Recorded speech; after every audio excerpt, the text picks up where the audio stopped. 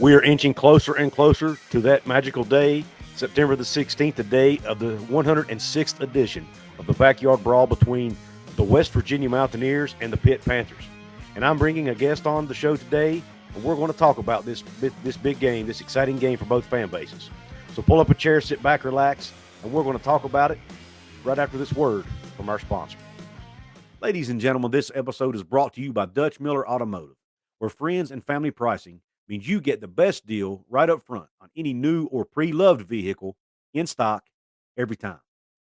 With brands like Chevrolet, Chrysler, Dodge, Jeep, Ram, Kia, Hyundai, Ford, GMC, Buick, and Subaru, the Dutch Miller Automotive family is always growing and ready to put you in the car or truck you've been searching for. Check out our inventory across West Virginia at DutchMillerAuto.com or come in today to the home of friends and family pricing, only at a Dutch Miller Automotive store near you. What is up, college sports fans, Big 12 fans, fellow members of Mountaineer Nation? Welcome into another edition of Couz's Corner. Belly yourself up to the bar and let me pour you out a shot of top-shelf college football content. On tap today, I've got someone to help me serve up the top-shelf shot of content, and his name is J.J. Kitchen. You can find him over at Talking College Football with J.J. Kitchen. And yes, Mountaineer Nation, he is a Pitt fan, so take it easy on him, okay? He's actually a cool Pitt fan, okay? So be nice. But anyway, without further ado, let's bring him on. How you doing, JJ? Doing good, brother, man. You're the best, man. It's always good. Honestly, I look forward to this show every year because it's good to finally have the Backyard Brawl back. It's an important game, man. And I'll tell you what, man, it's a fun game. It is. It is. And I forgot to tell you, everybody, which you can see it on the screen, but if you want to interact with JJ on Twitter, it's at JJ_Kitchen40. And obviously, I mentioned this show, Talking College Football with JJ Kitchen on YouTube. And, man, your channel's doing great. It's growing and doing well. I like it.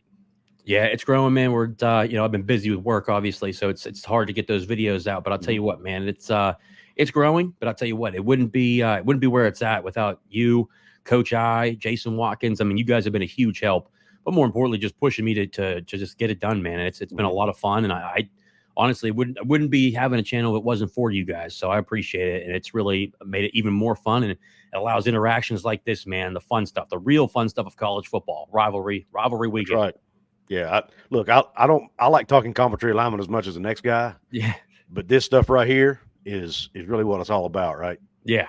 And this game, JJ, man, I've been arguing with people on Twitter or X all week about the importance of this game because there are some people out there who, well, that game doesn't mean anything to anybody outside those two fan bases. I beg to differ. I mean, most experts, quote-unquote experts, will tell you this is a top 10 rivalry nationally. Some even have it as a top 5 rivalry nationally. I was going to say, I have it at top 5, and if they really believe that, then guess what? Go tell that to the 4.5 million people that tuned in last year. There's a reason why people tune into this game. It's a great game. It's a rivalry game. I mean, brother, it's right down the road from each other, man. Urban versus country. I mean, you name it, man. And we've been playing this game since 1890, 1891, dude. It's just this is what you want, man. This is what college football is about, the rivalries and college realignment, conference realignment has ruined that a little bit, but it's good to get this back. And I love how Pitt and West Virginia are not scared about the BS of what other teams do, the neutral sites, or we're not going to schedule this team. It's just these are two proud programs, very rich tradition programs that get to face each other year in and year out, man. It's going to be awesome.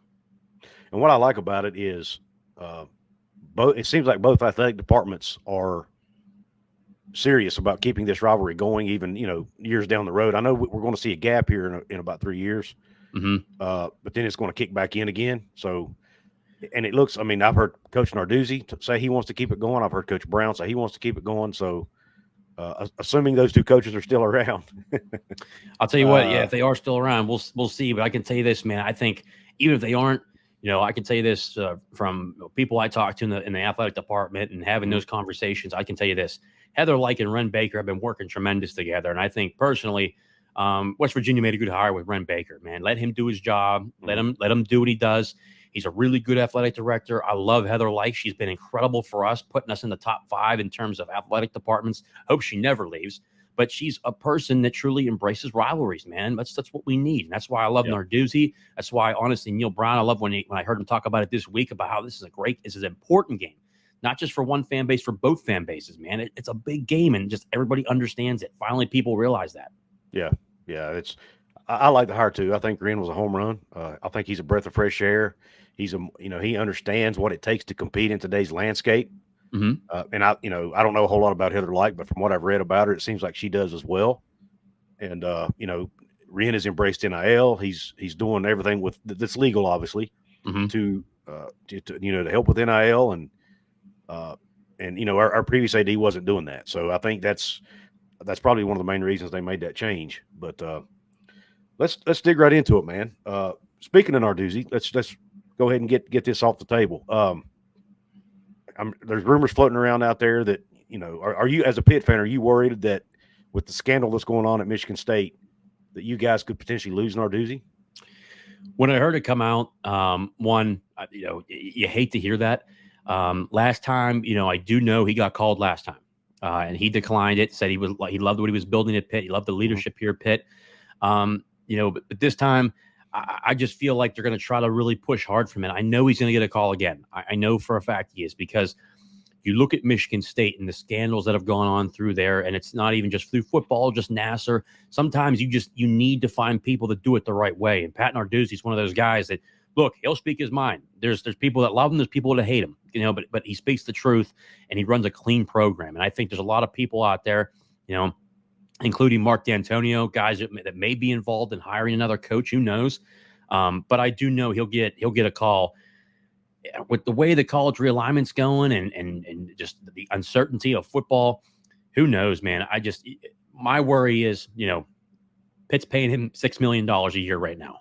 My worry is that they try to come in at what Mel Tucker was getting, which I don't think he'd get that kind of money, unless they were really, truly desperate. But there's going to be other candidates for sure. I think Jim Leonard will be up there, the former defensive coordinator from Wisconsin. Pat Narduzzi will be in there. There'll be a number of guys. I think I saw like Bill O'Brien might get a call. I think that'd be a bad hire. But, hey, he turned around Penn State for a year. I guess he exceeded expectations. Right. But we'll see. But if I'm willing to bet right now, I'd say it's like a 20% chance he takes the job. But I think in terms of getting a phone call, there's a 90% chance he's getting a phone call. Okay. He's making 90. He's 90. He's making $6 million a year. Yeah, brother. They bumped up. They've got him on that new contract. It's an escalator. Okay. Yeah, See, man. I didn't know that. I did some quick I literally did like the 10-second Google search and saw he was making like 4.5. So that must have been before the raise. Yeah, before the raise. And then, Pitt does that stuff where, it's more political than anything else. They don't release any of their financials. So it's more of a guess. And then they try to catch the tax returns that come out afterwards. Got you. But it's just, yeah, man, I'll tell you what, man, the escalators, he's getting paid. He's only behind Dabo Sweeney at this point. Okay. I was going to say that's pretty high for an ACC. And I'm not down in the ACC. The Big 12's in a similar boat with our coaches. Yeah. So, those conferences are pretty level as far as pay and revenue and all that stuff. So I get it, man. Yeah, that's more than I thought. So it might be harder to get him away than I realized then. Yeah, and I think the biggest thing too is having to check the buyout. That's the one thing I want to check in on. I'd have to check in and meet with some sources to get the number on that. I would assume it's high because his deal does run through 2029. So the buyout I would think would be pretty damn big, to be honest with you. But just you never know anymore with money being thrown around the way it is. But I think the biggest thing that really keeps Narduzzi here, going on his 9th year at Pitt, is that just the change in leadership. Patrick Gallagher, that he took over, Heather Lyke came in. And you just saw it was very different pre 2010 and before, man. She comes in and Gallagher comes in and just all of a sudden money's being dumped everywhere. Whether it's Victory Heights, Victory Heights, that project up on the top of the hill, where the baseball stadium is, where the basketball, the Peterson Event Center is. They're dumping $700 million up there. That's a whole new stadium and arena going up there for all the Olympic sports. It's going to host 16 different teams up there. They're building all that up there. Plus creating other different venues. They put a brand new soccer stadium, a brand new lacrosse stadium, all kinds of stuff, man. They have really done what they said they were going to do. You hear the term like, oh, we're going to spend money. And it just for Pitt fans, for us, from 1985, 1990 to 2011, 2012, we heard that time and time again. It never happened. Now it's actually happening. It's just like, holy hell, they're just dropping money everywhere. It's fun to see that when you could actually commit to success can occur. Yeah. What is the buzz around this game this year? I saw somebody put a message out on X earlier that He's a former reporter that used to cover West Virginia, actually. Colin Dunlap, yeah. Yeah, Colin Dunlap. Yeah, I couldn't think of his name. What is the buzz less this year than what you remember in the past, JJ, or do you think he's full of crap? I would say, like, in terms of this game, okay, last year, obviously, the revival of this rivalry came back and it was hyped up like you wouldn't believe. I can tell you this around town right now, man, people are talking about it. I don't know what he's referring to. Maybe like it was a lot louder in his circles, but I can tell you this, man, people circle this game, dude. I mean, this is the game, like the game on the schedule. Like, it's like Ohio State and Michigan. They circle each other on the calendar. This is that game. And I think if you talk to any Pitt fans, they've been wanting to see this game. You know what I mean? It sucks. The only thing that I liked how the majority of Pitt fans agree with me on this. You know, I want this game to move back to Thanksgiving. You know, when this was truly, you had so much tape. You could look at these teams and know what the weaknesses and the strengths are. We're playing the first game of the year. You know, we don't, you know, who knows? And then now we're 3 games in. We've got an FCS opponent. We've got one Power 5. It's kind of like you're looking at this game and you're trying to judge what the team looks like. But it's just you're still guessing. You're still looking. You can battle off of one game, but that Thanksgiving game, man. I mean, that's just like it was always in the snow. I mean, it was always awesome, the weather. But so I want to see what it looks like. But I can say this around Pittsburgh, man, it's the talk of the town, dude. Okay. I mean, it's rivalry weekend. All right, do you think the fact that both teams are sort of struggling at the moment, do you think that's put a damper on the game a little bit? Potentially. I mean, you know, I think that, you know, obviously the for Pitt here, I mean, the loss was disappointing. You know, it was good to see the defense turn around the second half and just, you know, absolutely dominate. But at the same time, though, I just, you know, you have questions about the offense. And I think just the way that they lost, you know, they played bad, but they had a chance to win it on that last drive. And it's just like, you're 1-1. You know, you were expecting to be 2-0. That was that was really what people were planning. So when you lose the way you did, it was close. You couldn't close it out, and then your quarterback doesn't play very well. That's a conversation. Then he makes comments that were just, I talked to sources around his family. It was more of just like people in general booing about fans. That's stupid. It's not going to bother him, but it's just like, you probably shouldn't have said it because now you just pissed off the fan base. You know, it's a passionate fan base. It might not be 100,000 people, might not be 80,000 or 60,000. And we had 52,000 at that game against Cincinnati, man. It was a good environment, man. It was fun. Yeah. I watched it. I didn't watch it live, but I watched the replay back so that I could, do a decent preview of the game. But yeah, I mean, I thought the atmosphere was okay. I didn't see any, especially considering how they were playing in the first half. Second half, the crowd kind of came alive, and I felt like they were, I mean, I was there, and I can tell you this: watching the game, I was a little shocked, that they came out throwing right away. I mean, you figure you try to get the ground game going, and they abandoned the run game a little earlier than what I thought they should. I know they were down 7-0 early, and they came back out. But a guy like Rodney Hammond should be getting more touches. Overall, it was 18 touches, 16. It was 6 carries per guy. Rodney Hammond had 6, Sebo Flemister had 6, Daniel Carter had 6, but they all averaged 4.2 yards or more carries. So why did you stop giving them the ball? It didn't make any sense. So it is what it is. That kind of pissed people off. And then you had Jurkovec where he'd make a great throw to a player, and it's like, wow, that's a hell of a throw. That's your NFL type throw. And then all of a sudden, it looked like he threw one, 60 yards away from the guy he was throwing it to. I talked to a couple guys from the team today, and they said a lot of it was miscommunication and maybe a guy running a wrong route and it's catching off.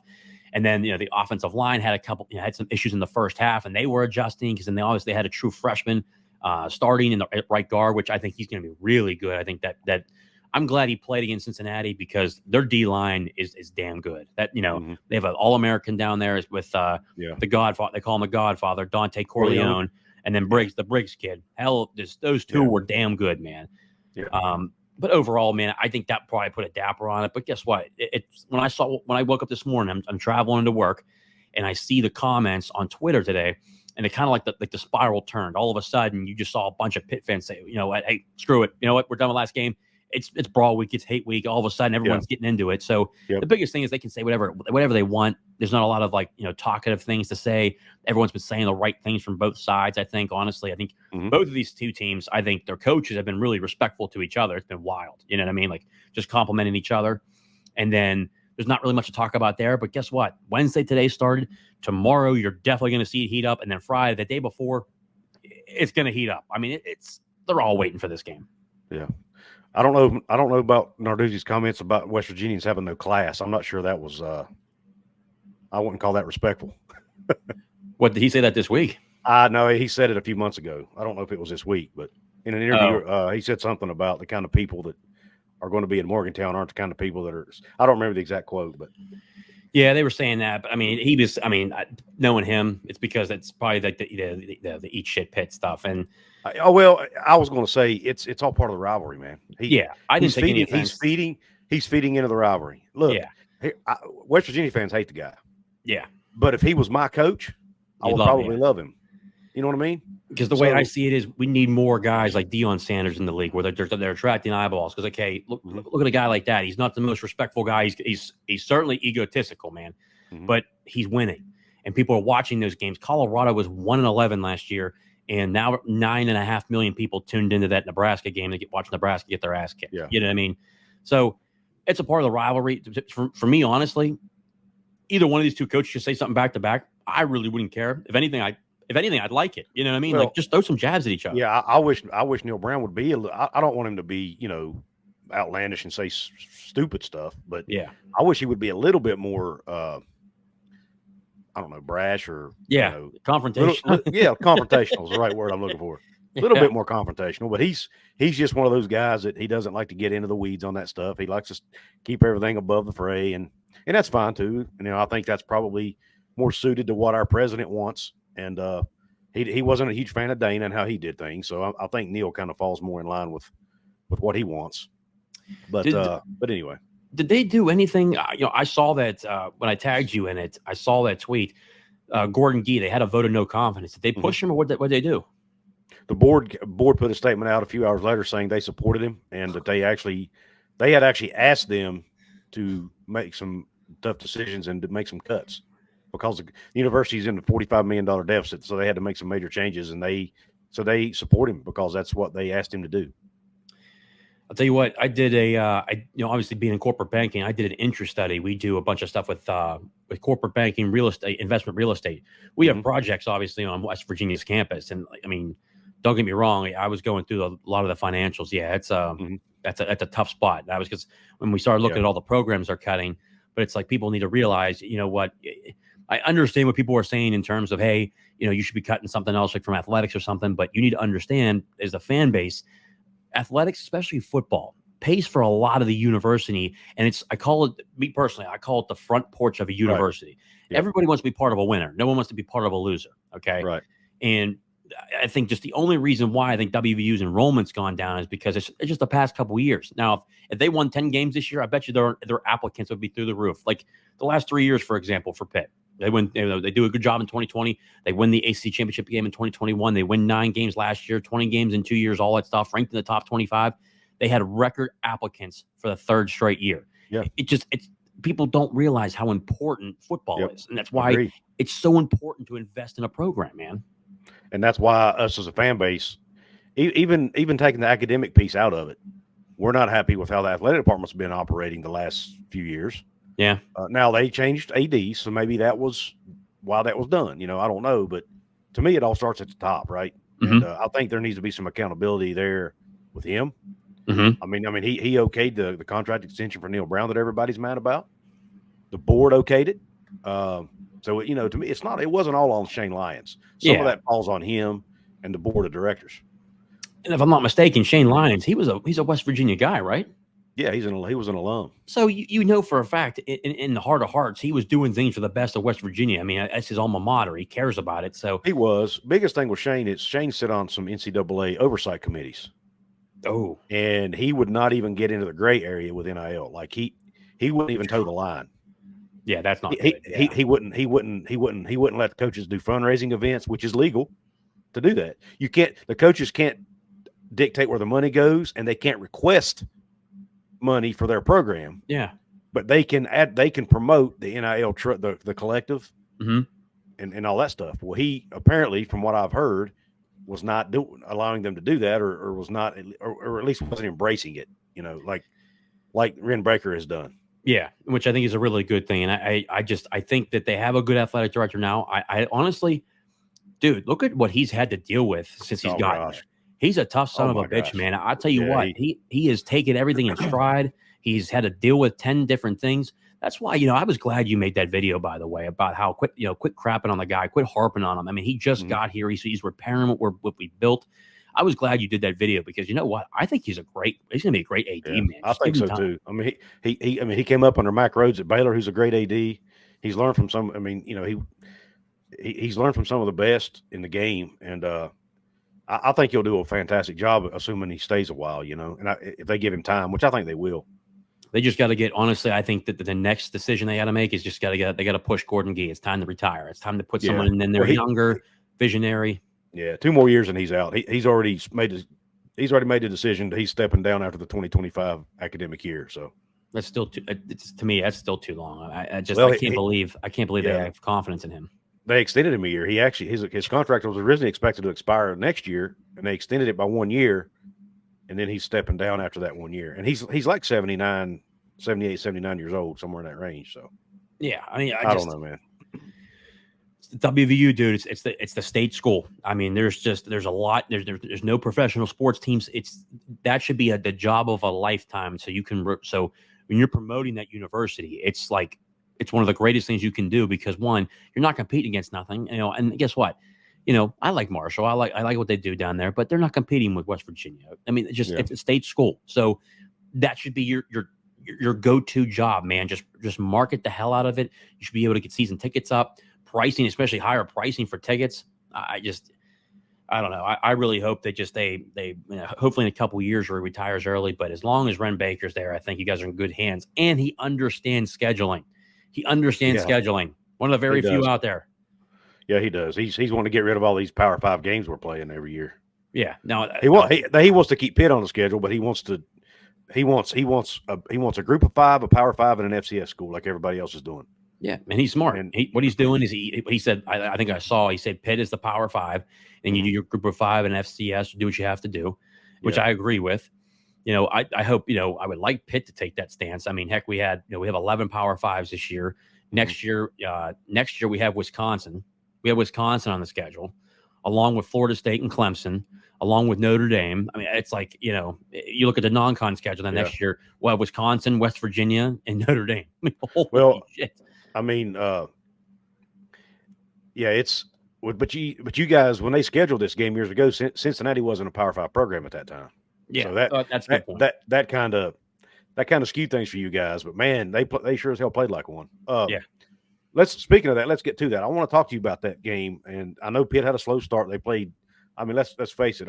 They played like garbage in the first half. Oh yeah, I mean, and I actually mentioned it I'm glad you brought up the idea about or the take that Jurkovec and his receivers weren't on the same page, because that's what I noticed too. Because I could see after he'd make a throw, I could tell by his body language and his facial expressions that, like, I don't think it was all on him. I think the receivers were running the wrong routes in a couple cases. Yeah. So, and you could just see it in his eyes and his body language that those guys were not on the same page. But what I was most surprised about, JJ, and I want to get your thoughts on this as a Pitt guy. Why in the world were they not able to run the football better than they did? Because Pitt is a running football team. I mean, that's what they're known for. Yeah. So what they did, what happened is they came out, they tried shocking a little bit. They went with the pass game. I did a bunch of, especially reviewing the tape. I thought their DBs were, honestly, they weren't bad, but they weren't great. They're good. They're good DBs. And they ended up being that way. But they just came out with a passing style attack. They tried to change things up. I think it really just goofed things up in terms of, like, for instance, you look at the run game in general. Like I was telling you, they average 4.4 yards per carry, each of those running backs. But they tried getting cute. And I think that when you look at these first games, it's a lot like last year, when Pitt faced West Virginia, where, the game plan, for instance, they started out slow. It wasn't as bad in terms of what the quarterback play looked like and stuff. But same thing with the rush defense. So, for instance, they ran the ball last year, so they figured they come out this year and start throwing the ball more because their wide receiver group is very talented. I mean, Dejon Reynolds, I love this kid. This kid's tough in space. He loves catching balls in traffic. Same with Kanate Mumfield. Bub Means, they got to get him going a little bit. He didn't have any catches, but he was targeted like 11 times. Yeah, it was. He had a couple drops, but Kenny Johnson, he's a true freshman that he was lights out in terms of the Cincinnati game, because every time they targeted him, he got behind the DBs every time, and they pulled him down for a pass interference call the 4 times they threw to him. He had 4 good reps. But overall, I think that's what it is. They see they have the talent at wide receiver, and what they've been able to go through camp. So, like, you know what? Let's open it up a little bit. Let's change it up and go with the pass game. I just don't see them doing. I really don't see them starting the game like that this week. I see them, for instance, Rodney Hammond will start the game this week. Okay. He is their best running back. I think Sebo Flemister and Daniel Carter are right there with him. Daniel Carter, a bigger running back. He's a load man. He comes in on third downs. Sebo Flemister, a guy with speed. But Rodney, man, he's got speed, and for a guy that's 5'9", 5'10", man, he runs with aggression, man. You just got to give him the ball. Mm-hmm. And then, obviously, too, they were running 12 personnel a lot, too. They were having Gavin Bartholomew, who is a major mismatch. You have a running back and then 2 tight ends out there. And then they got Malcolm Epps, that kid from USC, 6'7", 245 pounds. I mean, he's a mismatch nightmare. So they tried doing that. So they're looking at the weapons on the outside, saying, hey, maybe we should be a passing team this year. But I think they need to get back to their identity of being, hey, run the football. Let's go back to playing, Pitt football and get into a rhythm. They were splitting carries. It didn't allow a running back to get into a rhythm. That really threw off rhythm. Then they started with 3 open passes. Just the offense was just all over the place. There was never any it just looked choppy. I think that's the perfect word. Choppy's the best. That's a great way to describe it. I was and it was obvious by watching that game that you guys lost some talent up front on the offensive side of the ball. I know you guys are really high on that freshman guard, but man, he got ate alive in that game. And really, I felt like the middle of and I know you have a good center. I know your center is pretty highly touted, but those 2 defensive linemen that you talked about for Cincinnati, they were in the backfield almost every single snap, man. Yeah. Do you think they're going to be able to shore that up? So here's why I say yes. It's a lot like the past. Like, for instance, I tweeted out today. It's like the past 3 years. And it was both sides of the ball. I thought we didn't run the ball great last year. Izzy had issues. Rodney Hammond was a sure hand until he got hurt towards the middle of the game. But you saw some weaknesses and you saw some difficulties. There were clearly issues on offense. Mm-hmm. But with this, the next week, the issues that we had were corrected, and we faced Tennessee, the 3rd best team in the SEC. They had, for instance, we held them to 80 yards rushing, which was a top 30 rushing offense last year. And then their passing game, they only had 225 and 227. I think it was 227 because they had that one play with Slovis and stuff. So they had 227 yards passed, and we held them to 27 points. In my opinion, your biggest improvement is from game 1 to game 2. Game 1 was not Wofford, okay? Just like game 2 wasn't Duquesne. If you learn anything about yourself in those games, it's a bad, okay? So, like, for instance, if you're letting a team hang around, okay, if you're letting teams hang around with you, like Wofford, where, Pitt was just out to the gates. It was just so vanilla, just like West Virginia against Duquesne. I watched the full game. He just went vanilla offense the entire time. They were doing their basic concepts, nothing extreme, not to show everything. Right. But I think overall for Pitt, the biggest thing is that they'll get those corrected, because here's the thing, Jay Cradle's a 6-year senior. Left guard Blake Zubovic is a 6-year senior. Taylor, who's going to be he's the right tackle. He's a redshirt junior. And then obviously you have B.J. Williams, who's a freshman. Mm-hmm. That's why I think the when it comes to offensive lines, I'm giving the edge to obviously West Virginia. Do you have Frazier in the middle? I love Jay Cradle, and he's really, really good. He'll get that corrected. But overall, I just, when you look at the 2 defensive lines, the 2 offensive lines, I'm definitely giving it to West Virginia. But these guys will get it figured out, man. I don't have any worries about it at all.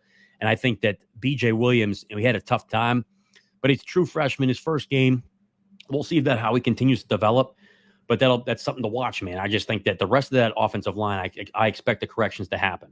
Mm-hmm. The question is how does he develop? How does a true freshman develop in the second game on the road? What does that look like? And this team plays well. This plays well on the road, but it's a true freshman. You know what I mean?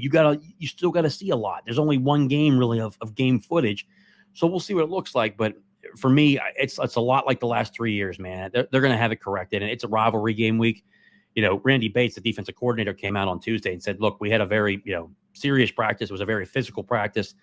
That's typical Narduzzi, man. He's a hell of a coach, and he gets things corrected. It's like the same thing on defense. We lost Kalijah Cansey, right. Habakkuk Baldonado, and John Morgan. I looked at those as major issues. For instance, you looked at Pitt defense in the first half. 180, we give up 180 yards rushing, only 93 yards passing. But in the second half, we give up 36 yards rushing and 62 yards passing. In the middle there, you have Devin Danielson. He's a 6-year senior. You got David Greene. He's a 6-year senior. They both played last year. Tyler Bentley played a little bit. He's there. DeAndre Jones played a lot last year. He's there. And then on their corners, I love their edge spaces where you saw it in the second half where they were just harassing Emory Jones and finally started stopping the run. Was Dayon Hayes? He's a preseason All-American. He's a hell of a player. And on the other side, you'll have like Nate Temple or that Nakai Johnson, who's out of West Mifflin, 4-star defensive end. I like him a lot. You just got to get those first reps. It's just that first game. It's like it's really for them. That's why I think the Watford game or any FCS game, I just don't count. I watch the games. I study the tape, but I don't take much from there unless it's a close game all the way through. Yeah, which usually means it's not good. Yeah. But I'm glad you mentioned the defensive line, because obviously Cincinnati's running back had over 100 yards rushing in the first half alone, and then Pitt was able, like you said, flip the script a little bit in the second half. What did they make any schematic changes, JJ, that you saw, or was it just that the guys just tightened up and played better in the second half? So, believe it or not, it's as simple as this. Pitt's defense is extremely, extremely aggressive. Okay, so they're on attack mode all the time. So they're always, whether you're running or you're passing, you're always having 4 to at least 5 blitzers every single time. You got 4 or 5 man pressures, and as Pat Narduzzi said, he will run a 6-man pressure more than anybody else in the country, about like 50% more. That's how much they pressure. Right. With them, the importance of their defense is gap spacing. Okay, your gap discipline is what I call it. These guys, for instance, in the first half, if you watched it, when I was watching the tape, for instance, first play, when they do that toss play to Kiner and he goes to the outside, first play, immediately the left tackle pulls to the outside to get to the next level to get the linebacker. There's a tight end right outside the left tackle. He cuts down. Dayon Hayes doesn't hold the edge, doesn't hold his gap, attacks quickly. Tight end comes down, makes a block. All of a sudden, you have that all the way open end. Gotcha. They ran that same play in the second half. Dayon Hayes holds the edge, doesn't attack, doesn't go up into the backfield. Kiner then, instead of going upfield, bounces it all the way outside, goes about like 3 or 4 yards behind the line of scrimmage. They make a tackle. It's all about gap discipline. So in their defense, you got to be able to do your job. That's why, in his press conferences, like usually coaches don't give out a lot, but the one thing he tells for truth, you got to have your gap discipline. Do your job. Do your job. If you do your job, the defense is lights out every game. Yeah. Okay. Well, thanks for explaining that, because I watched almost the whole first half. I didn't get to see a lot of the second half, so I wasn't sure if what changed there. I figured it was the guys just they just went to halftime and probably got their ass chewed a little bit, and you already know, and come out and just played better. That's kind of what I assumed happened. They may and they could have underestimated Cincinnati a little bit too going in. Who knows? And I kind of talked about that too a little bit. I mean, I don't think they overlooked Cincinnati, because Cincinnati's a good football team. I don't agree with the ranking about where they were watching that offense. Now, do I think Emory Jones is a great passer? I mean, when he's under pressure, when they got pressure on him, he didn't want to throw. He ran. I mean, that's why he threw a pick in the fourth quarter. When you got guys like Dayon Hayes coming in, Bengali Kamara, Shane Simon, and you got Solomon DeShields. I mean, they're just on the defense in general. We don't have a Kalijah Cansey this year, but there are studs on that defensive line that have a ton of snaps. Devin Danielson's been a starter for the last 2 years alongside Kalijah Cansey. David Greene was a guy that came in after when Kalijah Cansey went out. Same with DeAndre Jones. Their outsides are the same exact thing, because Pitt rotates in at least 3 groups. They're always fresh because they're always blitzing 6 different guys. It's like, holy hell. Eventually, these guys are going to get tired, so you got to start developing your guys to a level to where you're developing them in and out. That's why I give Charlie Partridge a lot of credit, to where, Pitt fans are hitting me up, and they're like, what do you think with Charlie Partridge? Is he going to get after them? I say, guys, I'm not worried about it at all. I'm more concerned about what the offense will do. I'm not concerned about Charlie Partridge and Pat Narduzzi. His defense is one of the best in the country. We've landed in the top 1 or 2 in sacks every single year. We've had 40+ sacks for the past 5 years. We've had a rushing defense that's in the top 20 every single year. We've had a pass defense that's in the top 25 every single year. Not concerned. He always makes the adjustment from game 1 to game 2. And I think what makes it even more correctable this week is that, dude, no one's taking West Virginia lightly, brother. I mean, it's in Morgantown. I guarantee you they're not. I mean, not that we're playing great, but I mean, it's a rivalry game, right? And yeah, I mean, don't get me wrong. The game was close against Penn State in the beginning, and it got carried away. But guess what? Here's the reality of it. Have we learned nothing about the backyard brawl and who's favored by 20 points and who's not favored by 20 points and who comes back to win? That means anything. Yeah. At the end of the day, this is why the game is so good. Okay. So I loved how it was hilarious to me how West Virginia was picked last in the Big 12. Do you think Pitt ever cared about that? They're looking at that team saying they're a Power 5 team. We're not taking nobody for granted. That team, first off, I don't care how bad West Virginia's been the past 3, 4 years, 5 years. Brother, they're not going to finish last. I'm sorry to tell you this. They're not going to finish last. Brother, did you see Houston get its ass whooped? Oh, yeah. I mean, do you realize when you guys face Dana, you're going to destroy that kid? I hope so, because if we don't, oh, my gosh. But no, I picked Cincinnati to finish last, and I don't think that's going to pan out because they look pretty darn good, man. Their defense is pretty good, and that Kiner kid from LSU, he's good. I didn't realize how good their transfers were going to be that they brought in, and their transfers are playing good football, and and they're gelling well with the guys that were already there. So, for the Pitt fans that are listening, I want to touch a little bit on, JJ mentioned Pitt's offensive line, defensive line, West Virginia's defensive line. Everybody assumed our D-line was going to take a major step back because we lost Dante Steele to the draft. We lost Jordan Jefferson, our nose tackle. He transferred to LSU, where, by the way, he's a second stringer.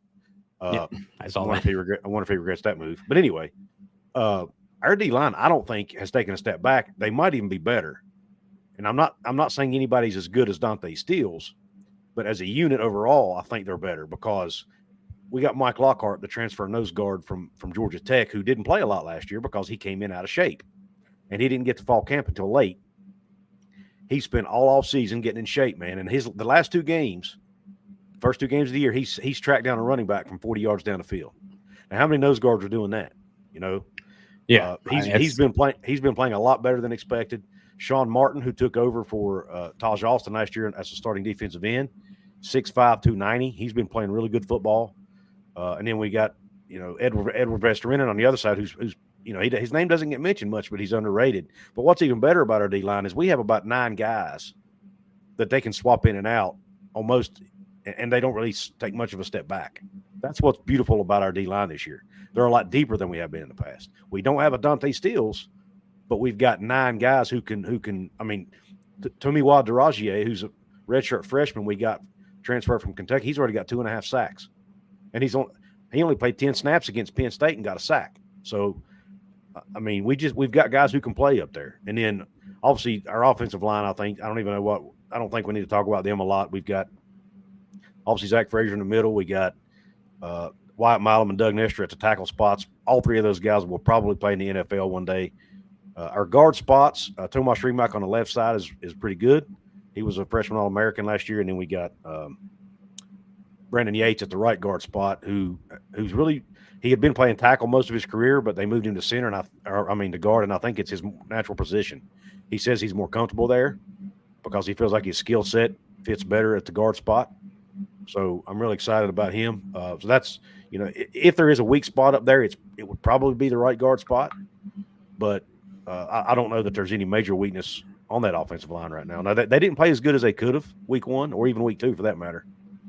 But they've shown in the past that they can do it. I mean, they played good against you guys last year. I mean, they kept JT Daniels pretty clean in that game, and going against the defensive line, that was probably the best defensive line we played all year. So, yeah, I think we only had 2 sacks. Now we hit him here and there. That's for sure. I mean, JT Daniels, I'll tell you what, that kid, he got the ball out quick. I don't care what anybody says. I thought he was actually pretty decent. He didn't throw for a lot of yards, but I mean, the kid was getting rid of the ball. I mean, it was hard to get to the kid because I thought he was pretty good. He played good in that. He played good that game. He played good against Kansas, even though we got beat.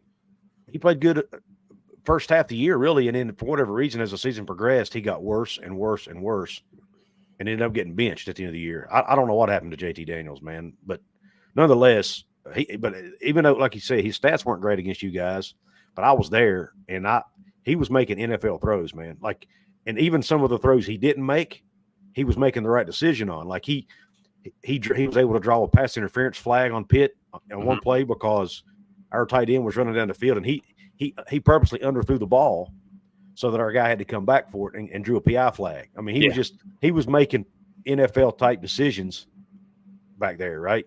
Yeah. Even though his stats may not have been great, he was making the right decisions. And I felt like he played I felt like he outplayed Keaton Slovis in that game, even though Keaton ended up with decent numbers. I felt like JT Daniels outplayed Keaton. It just, unfortunately, we made too many mistakes down the stretch. And you guys capitalized on it. But yeah, and when I look at that too, because I watched both the Penn State game and the Duquesne game. I watched both of them. I think the West Virginia D line is good. Do I think it's as good as last year? It's hard to replicate Dante Stills, man. That kid was a freak. That kid was a freak, and so was Jefferson. I think the group's good, and I think there's more guys to rotate in.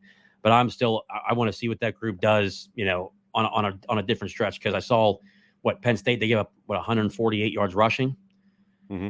So you got to watch so I want to see what they do in the run defense. Let's take care of that, and then obviously too, your DBs. I heard Neal Brown talk about how they're gonna switch it up. Schematically, they're going to make some changes. I'm calling bluff on that. If you can't get your schematics right, the defense you've been running for the last 5 years, how are you going to change? How are you going to change the offense like that? You know what I mean? How are you going to change the defensive backs and make them come over and play a whole different scheme?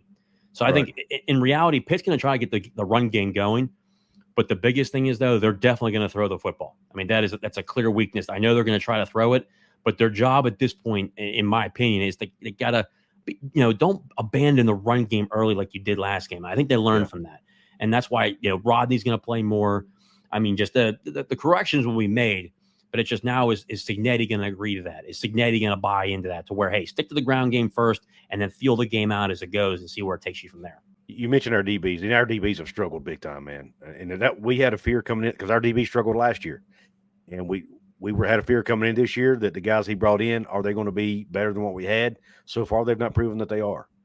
And it ain't just guys he brought in. I mean, guys that were already on the team that are expected to step up haven't done that yet. At least some of them haven't. And we don't have a lot of depth there either. Here's our challenge. The guys we got aren't performing, but we can't bench them. We can't just totally bench them because we don't have enough guys to take their place. Yeah, and it's the one guy I had up there, man, was Aubrey Brooks. Aubrey will be okay. Now, he struggled in the Penn State game. He had a really bad game. He's a safety, but he struggled against Penn State. But he'll be fine. He had a really good year last year, and he came into the year with pretty high expectations. Per Football Focus rated him the second highest returning safety in the country as far as PFF grades. So I think he'll be fine. Yeah, he had a bad game. I think he'll get it corrected. The guys I'm worried most about are like Andrew Wilson-Lamp at corner, Malachi Ruffin at corner, which Malachi actually played decent. Believe it or not, we were giving up long pass plays to Duquesne, and Malachi Ruffin came in, and he played a little better than the guys that were in before him. But basically what Brown's going to have to do is he's going to have to play different guys to start the game probably and play them more snaps. And then the guys who have been playing will just have to be, they'll have to be the subs when the other guys need a breather. But he's going to have to make some changes there. There's no doubt about it. Something's got to change because you can't get carved up by Duquesne. That's what kind of concerned me because I took like the Penn State game and in the Cincy game, like with a grain of salt. It's the first Power 5 you're facing, the first real team you're facing. And I thought it was like nerves, you're playing in that atmosphere or whatever. But then when I saw Duquesne, it was like 14-10 halfway through the second quarter. I was like, what the hell is going on? And the rain delay happened. I think, honestly, the rain delay was probably nice because Neal Brown could get in their ass a little bit and say, hey, we need to make corrections right now. And then what happened? Right after that rain delay, they turned it on. So, I mean, sometimes it's what you need. And by the way, the second half of that game, and I haven't got confirmation whether it's the second half or if he's considering the rain delay the half. but our offensive coordinator called the plays for the second half of the game. Yeah. I So saw the first that. time in his career. Yeah. Which I think first time in a real game. He's done it at practice, but the first time in an actual game setting. Which I thought was really good. I saw he made a comment that they had talked about it and that they kind of planned on him taking the calls, which I think is good. I think Neal Brown, that's actually really good. You kind of you need to develop your guys. And Chad Scott, I have him as obviously the best recruiter on the team, running back coach. He's done a good job there. He's recruited really, really well. The players love him from everything that I've saw or heard. If anything, that's his right hand man. I mean, that's your next guy. Chad Scott's he's by far the best coach on his staff, in my opinion. Yeah. So I mean, I think it's good to develop him. You kept him there. I just looking at the numbers from previous history, since he's been at WVU, I just think it's ballsy to be a head coach and to be an offensive coordinator at the same time. Especially too, just you're a game. You got to be a CEO while controlling the offense. You got to write up game plan down. But then at the same time, though, I understand why he's doing it, because he's on the hot seat. I mean, he has to. You might as well, if you know what, you can live with yourself to say, hey, if it doesn't work out, at least it was me, and you weren't trusting somebody else to call the plays. But I think Chad Scott's that same guy where they're kind of on the same page. He's been there long enough. He knows what he likes to call. I think it's a good relationship. Yeah, it is. Another guy. I'm sure Pitt fans remember C.J. Donaldson from last year. Oh yeah, J.J. If you watched the Duquesne game, you are familiar with a guy named Jaheim White, who we have in the backfield. Yeah, freshman. Yeah. I want all other Pitt fans to hear that name, because I don't know how much you'll play it. The game will dictate it, but it's very possible by the end of the year, Jaheim White could be our number 2 running back. He's a true freshman. He stands about 5'8". He kind of reminds you. I'm not going to say he's as good as Deuce Vaughn. That would be a stretch, but he's got that same body type. And he's got that similar running style. He's one step go. He can make you miss. He's very twitchy, and he's got good speed too, better speed than you think. He's about 5'8". I think he goes around 195ish. He's not as big as the kid from Cincinnati, but he's only a freshman too, so he may get there. But he's somebody Pitt fans need to look out for. He's probably going to get a lot of reps in this game. And I'll be anxious to see how he performs in his first game against Power 5 competition, because he didn't play in the Penn State game. He was a little banged up. So I was going to say I saw him on tape. I was going to say I didn't see him play in the Penn State game, but he played well. Played well in the Duquesne game. I thought the Jalen Anderson kid was pretty good too. I thought he did. I thought he did a good job. But I think in this game, for what this magnitude game is, I think C.J. Donaldson is going to be the guy most of the time when he needs a break. I think right now, to be quite honest, I think he's already your number 2 guy. I think he's a very aggressive runner. He's not scared. When you see a freshman come in like that, that's not scared to get hit. Loves bringing attention to himself in terms of just drawing the blow and just hitting somebody hard. I think he's going to be really good. Yeah.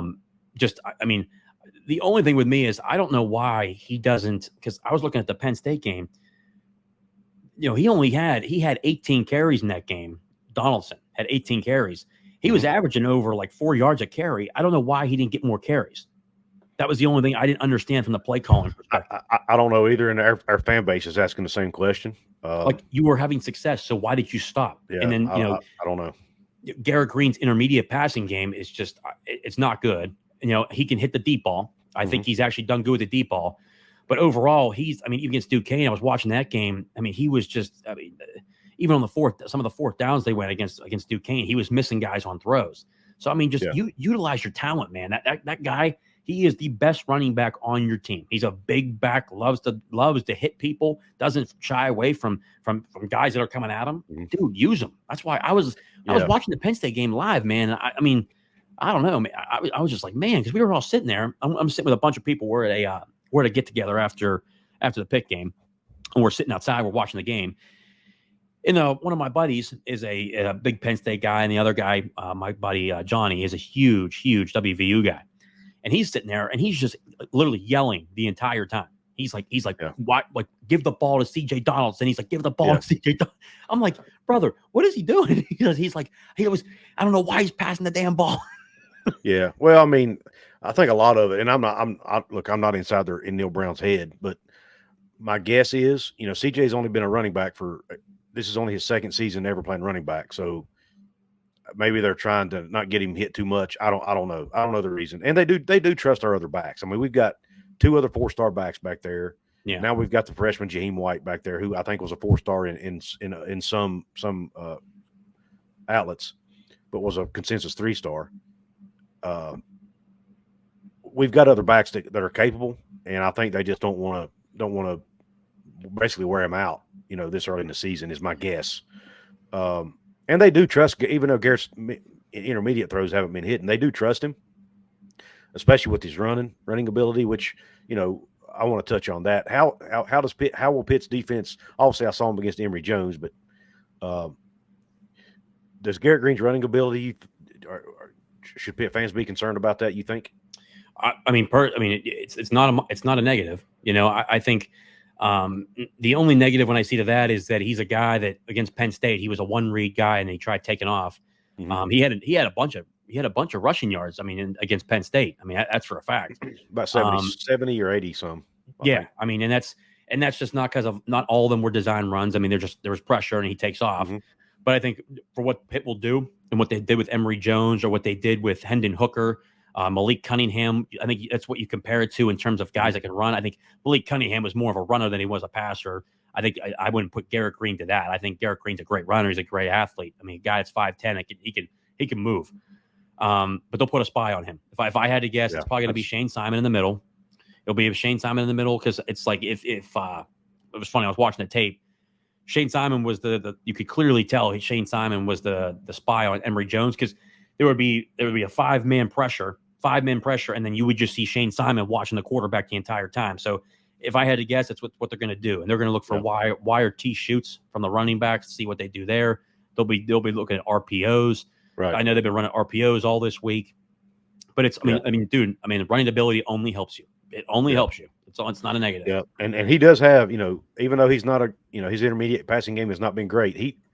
Garrett Greene has a cannon for an arm, man. He can absolutely fling that ball, but he's just not always accurate. And one of the things Coach Brown has talked about is Garrett gets so juiced up, man. He's a ball of energy, and sometimes that energy causes him to be a little erratic in his throws. You know what I'm saying? So they're trying to get him to be more even keel a little bit. But at the same time, his energy is what makes him so good makes him who he is. And that's who he is in the run game. And that's also what makes the players around him love him so much. You know what I'm saying? The players gravitate to him, man, and they look at him as for his leadership, and that energy that he brings is part of that leadership. So I'm actually a little too concerned that they're making too big a deal out of that and that they're going to dial him down too much and take him away from who he is. Now, this is me, I'm Mr. Over-analytical guy here. I have a tendency to overanalyze everything. So I hear Neal Brown say this, and I'm like, damn it, he's going to stop being himself. But I know that's not what they're trying to achieve. But, Neal talked about it. There has to be a balance here, right? You have to have your energy, but at the same time, you can't be erratic, especially when you're the quarterback. And, and it really shows early in games because if you'll notice, that's when he misses most of his throws. Mm-hmm. Is early in the game. Yeah, and I saw Neal Brown talk about that in his pre-presser this week. That was kind of leading my next question. If he's hyped up, especially because he's an energy guy, man. Don't change who the guy is. That's why he's a leader. That's why he's a captain. That's why he's the leader of that football team. But at the same time, though, do you think it's going to be a negative for the Backyard Brawl? Because he's going to come in with a bunch of energy then for that. Oh yeah. And you want to contain it, but like when you first come out, when you're coming out onto the tunnel and you're just starting the game. It is hard. It's extremely hard. We got thousands of fans. Yeah, I would do one of two things. This is just me. I would either throw it deep the first play of the game and try to take advantage of that energy and that arm, or and he does have a good deep ball. Or I design a run for him, let him get hit, and get the jitters out of him right away, and then try to move on with the game with your normal game. That's just me.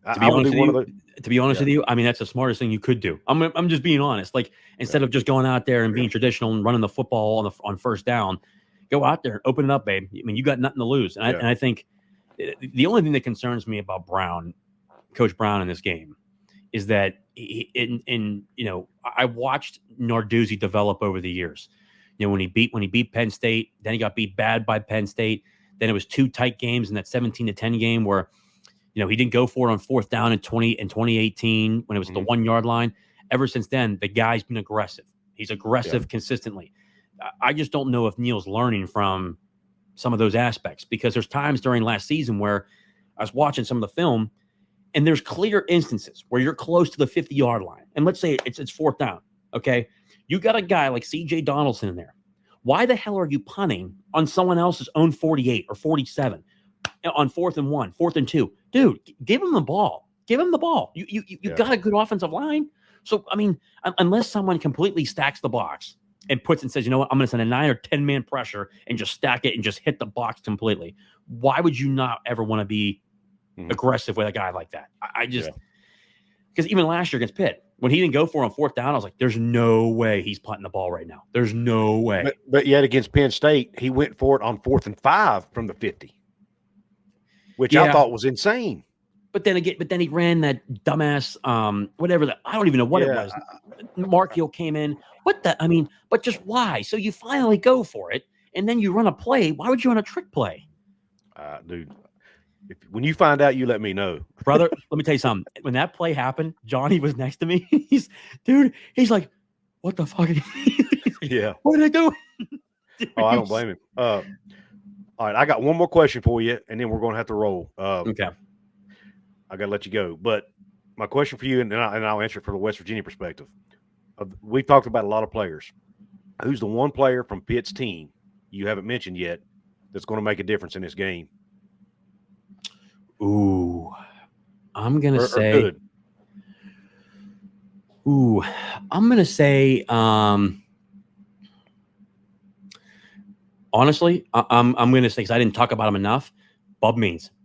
Okay. Bub Means, going back to who Bub Means is on the outside, the DBs are going to be, it's one of the vulnerabilities. If he can get back to being on page like he was with Phil Jurkovec, especially in that first game where they had a couple deep shots, then I think things can get back to the way they were. And I think he's got to get back in the swing of things, because Kanate Mumfield's good. We know Dejon Reynolds, they both can catch in traffic, but you need that guy over the top, and that's Bub Means. And just he's got to get on target. If he gets on target, then I'm good. I feel good about it. Okay, I'm gonna name two from West Virginia that I haven't mentioned yet. One is the defensive side, and I'm gonna go to the offensive side. Defensive side, he might be the best defender on the team, and I haven't even mentioned him yet, and that's Lee Koba. He's our middle linebacker, number 1. The guy's an absolute stud. I don't know if Pitt fans know about him or not. He's had double-digit tackles multiple games in a row. He's all over the field. He can play the mic. He can play the wheel. He can play anywhere as far as the linebacker spot goes. And I expect he'll have a good game. And then on the offensive side, I think one guy, obviously we know about Rodney Gallagher. Pitt fans are familiar with Rodney Gallagher, highly touted recruit out of Uniontown. He's probably going to play a lot. I don't want to say a lot. He'll probably play some snaps in this game. But we have another freshman receiver who has actually been playing even better than Rodney in camp. His name's Traylon Ray. And he missed the Duquesne game with an injury. He played against Penn State and caught a pass. They actually targeted him. I think they targeted him 3 times. They missed him once, and I think he dropped one, which has been another problem for our team. But I don't want to get off on that tangent. But Traylon Ray is a freshman who could end up being the best receiver on our team. Okay, yeah. So, it maybe not this year because we've got Devin Carter from NC State, but look for Traylon Ray to potentially make an impact. A lot of it would depend on how healthy, how he feels coming off of being banged up and how many snaps he gets. But he could be – I just wanted to throw those guys out because it's 2 guys I hadn't mentioned yet. I'd say on defense – I feel like they deserve it. I was going to say on defense for Pitt, I'd put Bengali Kamara. We know what Dayon Hayes is going to do on the defensive end.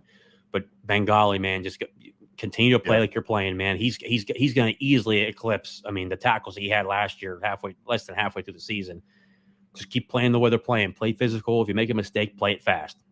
Don't make a mistake going slow. Play fast. All right. What's your score prediction? Brother, this is going to be a tight game. I don't care what anybody else thinks. I've watched enough tape of both of these teams. I've watched the tape over and over and over. I've watched Pitt's tape for the 2 games about 5 times. I've watched West Virginia's tape about 3 or 4 times. Brother, it's going to be a 3-point game. I think it's going to be – personally, I think it's going to come down to we always say about turnover, stuff like that. I say yes. But I think it's going to come down to potentially a coaching decision. aggression, where and especially it could be deep on somebody's zone, maybe going for it on fourth down, maybe if they're in a punting situation, or maybe they're down by 3 points instead of punting with 5 minutes to go. They end up going for it. So I'm taking Pitt 27-24. Are you serious? Yeah, why? That's what I got, except I got West Virginia winning 27-24. Dude, because me and you watch all the tape, man. It's just, And the only reason I'm giving up. Are you serious? Though? Yeah, I'm serious. Watch I did an actual breakdown of the game, my actual game breakdown preview show that I did. Go watch it. That's the exact score I had. Bro, I just don't think I think they'll cover the 50 point spread, but nothing more than that, man. I mean, I think it's going to be tight. It's going to be physical. You got two teams that like to run the football. Yeah. So by the way, the new clock roll where it doesn't stop after you get a first down now, so the clock's running. Yeah, I don't see either of these teams. No, they could get in the 30s, but I don't see it. I personally don't think it'll happen because both of these teams will be running heavy. I don't want to say run heavy, but they'll lean run. And I think it'll come down to a special teams play, a turnover, something, a critical mistake by somebody, whatever, or a big play, whatever. I don't want to say it's all mistakes because sometimes in order for somebody to mess up, somebody else has to make a play, right? Yeah, exactly. Like MJ Devonshire, dude. Oh my God, that was wild when it happened. I almost shit myself when I saw it. I couldn't believe it. Yeah, me too. But for the other reason, dude, just like Bryce Ford Wheaton was the best wide receiver all night. He had like 11 catches. I just don't understand the easiest one. He made all the hard ones. Dude, I mean, literally, he was an NFL wide receiver. I mean, he made every hard catch. I still. It happened right in front of me, man, and I was in shock. I mean, I couldn't even say anything. I was in shock. Like me and my guys was. I mean, we just kind of looked at each other like, "Are you serious? Did that just happen?" Yeah, it's like there was nobody on him. It's just like just a crazy play, dude. Just funky play. Yeah, but Devonshire made. He took advantage of it, man, and that's what you have to do in those situations. Yeah. Well, JJ, real quick, man. Real quick, tell everybody once again where they can find you, and then we'll sign off. Again, thank you for having me on, guys. And again, Absolutely. West Virginia fans, you guys are the best. Love this rivalry. You can find me at JJ_Kitchen40 on Twitter. And of course, you can find me on YouTube talking college football with JJ Kitchen. And of course, we'll be getting Couz on there for some Big 12, ACC, Big 10, SEC talk coming up here pretty soon. And again, just thank you, Couz. You're the man, dude. This is always a great show every year. I actually look forward to this. And there's a bunch of Pitt fans that watch this because they watch it even on their TVs, man.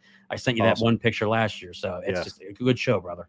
Yeah. Thank you, man. I love what you do, man. I try to catch as much of your stuff as I can to try to keep up with what's going on up I-79. And I just enjoy your stuff, man. You do a good job. Keep up the good work. And I look forward to collaborating more with you in the future, man. I know, man. We got to get together soon. One of these games. If it wasn't for this game, hopefully next year, then we can get catch up in Pittsburgh. Hopefully so, man. Hey, take care, JJ. All right, brother. Q Country Roads, everybody. West Virginia, Mountain Mama, take me home, country roads.